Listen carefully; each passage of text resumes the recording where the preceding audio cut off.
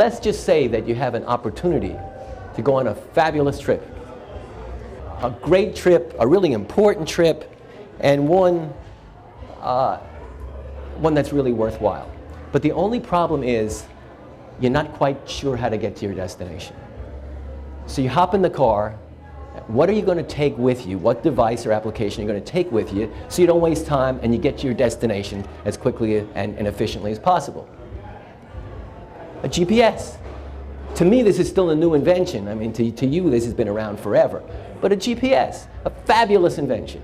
All you have to do is tell it where you are, where you want to go, and it maps it all out for you. Even gives you alternate routes. You make a wrong turn, straightens you right out, gets you going in the right direction again. Fabulous invention. Simple. But you know what? It's not that simple. Because you know that wonderful trip I told you all about? You don't have to imagine it. We're all on it. It's the journey through life. What could be more important, more exciting than the journey through life? And yet 95 to 99% of us take that trip without any equipment, with the wrong equipment, and we go round and round aimlessly.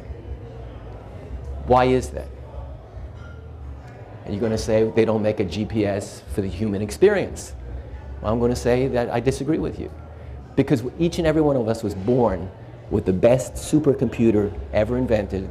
They're never going to recreate what the human brain can do. But just right now, while you're listening to this, it's telling you, couldn't you find something better to do? That's no, it's making your heart beat, giving you a pulse, it's fighting off germs, it's releasing chemicals, making you breathe, making you blink, all at the same time. Isn't that incredible? Now, that's complex functionality. So for that kind of complex functionality, GPS technology is a piece of cake. We all have a GPS. So how come it's not telling us how to get where we want to go? The answer is because we've got the hardware, but we didn't program it. Other people programmed it for us. It started with our parents, and they were doing the right thing, because what do they have to do? They have to protect you. They have to make sure you don't get hurt. So they spend all the formative years telling you what you can't do and what your shortcomings are to protect you. And even the best parents in the world will eventually start interjecting what you can do and what your strengths are, but they're still going to outweigh it with what you can't do and what your shortcomings are. Now enter your friends and your relatives and your teachers and your coaches and your coworkers and everybody else, and what are they telling you? They're all telling you what you can't do. I mean, that's fashionable. I mean, it's fashionable to keep people down. Now, some do it to protect us, some do it so that we don't get ahead of them, and some do it just to be mean. But we've got a GPS that's all clogged up with negativity. How are we going to override that negativity? Because it's all cluttered up. Now, if you had a computer that wasn't functioning properly, you'd throw it out and get a new one. Or you'd get a programmer to come reprogram it. Well, you're not going to chop your heads off, so you can't get rid of your present GPS. So what you got to do is you got to reprogram it. So how do you go about reprogramming it? How do you override that garbage that's in there? Have you heard of SEO, search engine optimization? Now, it's really a technical term, and I'm not going to get into the technicalities, but essentially, when you put keywords into Google, do you ever wonder why the best stuff comes up at the top? How did Google do that? Well, that's search engine optimization.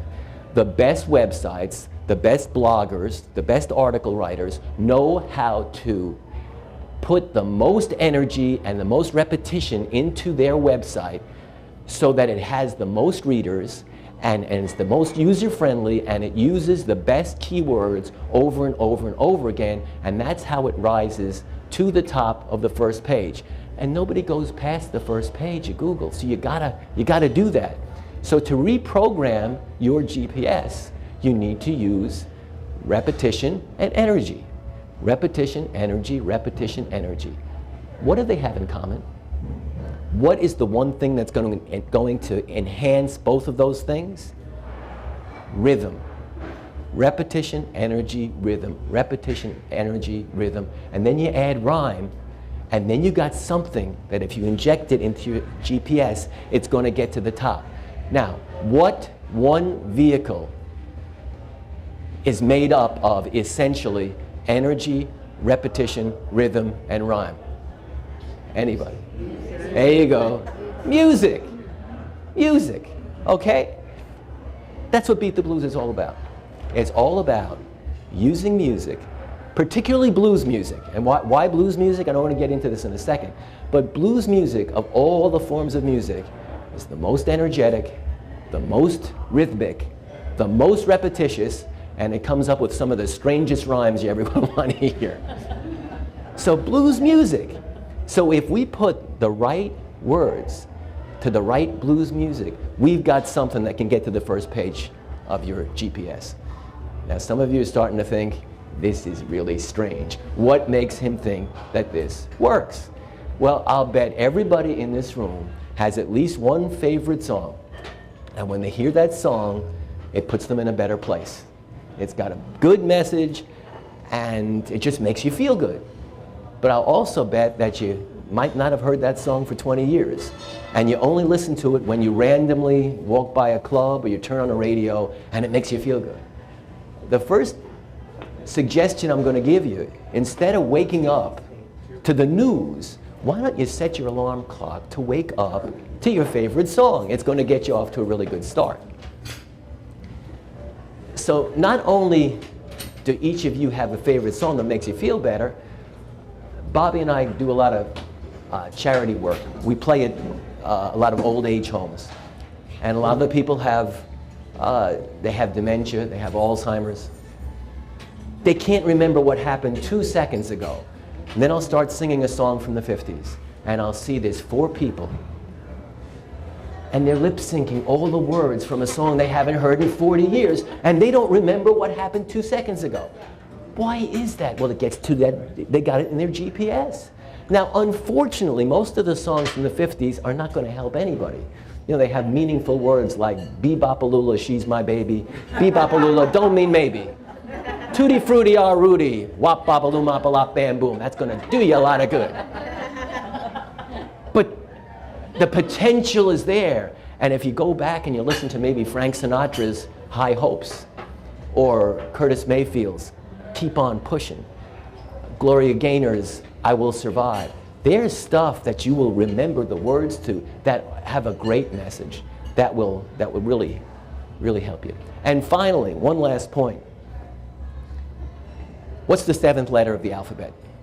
I caught you. I caught you. You have to sing the song, right? You can't get there. You would have never memorized the alphabet if not for the song. Our granddaughter is in kindergarten now. Not only did they memorize the alphabet, they have a new thing.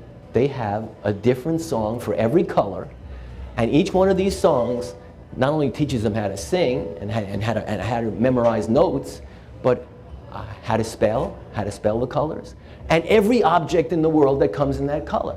And so these kids get out of kindergarten really well ahead. And again, it's because of the music.